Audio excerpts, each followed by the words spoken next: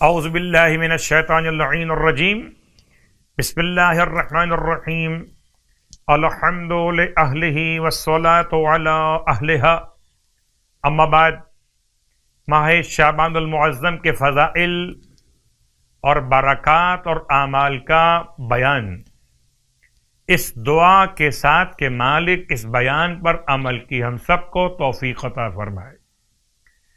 کل آپ کی خدمت میں اشارہ کیا، اس سے پہلے بھی صاحبان علم بہتر جانتے ہیں کہ صلوات شعبانیہ امام سجاد علیہ السلام کی بیان کردہ یہ صلوات ماہ شعبان میں ہر روز وقت زوال پڑھی جاتی ہے۔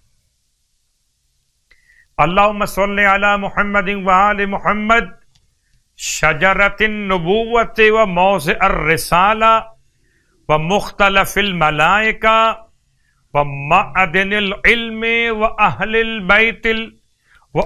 بیت الوحی۔ اے خدا تو درود نازل فرما محمد اور آل محمد پر، شجرہ نبوت، رسالت کا مقام، ملائکہ کے نزول کی جگہ، علم کا خزینہ اور اہل بیت وہی ہیں آل محمد علیہم الصلاۃ والسلام۔ ماہ شعبان کے روزوں کا ثواب اللہ کے حبیب کی بارگاہ مقدس سے ارشاد فرماتے ہیں کہ جو شخص ماہ شعبان کے 9 روزے مکمل کرے گا تو سوال و جواب کے وقت منکر اور نکیر اس پہ مہربان ہو جائیں گے۔ میں تو یہ کہتا ہوں کہ عمل کیجئے کہ عمل سے زندگی بنتی ہے، جنت بھی جہنم بھی۔ یہ خاکی اپنی فطرت میں نہ نوری ہے نہ ناری ہے، یا یوں کہہ لیجئے کہ قبر منکر پر منکر نکیر آتے ہیں اور قبر مومن پہ والد شبیر آتے ہیں۔ نہ کرو سوال مجھ سے مرقد کا، ہٹو ہٹو کہ جناب امیر آتے ہیں۔ تو ماہ شعبان کے 9 روزے اور سوال و جواب کے وقت منکر اور نکیر اگر آ بھی گئے تو مہربان ہو جائیں گے۔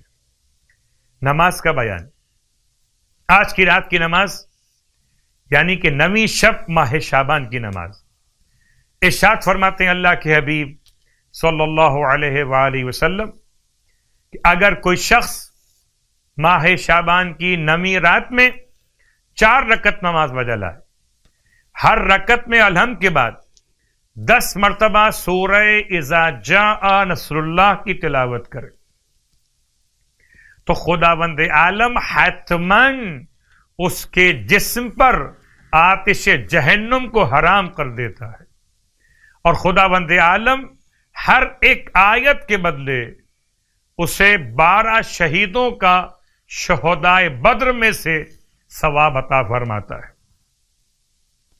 اور اسی اعتبار سے علماء کا ثواب بھی اسے ہر ایک آیت کے بدلے میں 12 علماء کا ثواب بھی عطا فرماتا ہے۔ خدا ہم سب کو اعمال کی اور ماہ مبارک شعبان کے روزوں کی توفیق عطا فرمائے۔ الہی آمین۔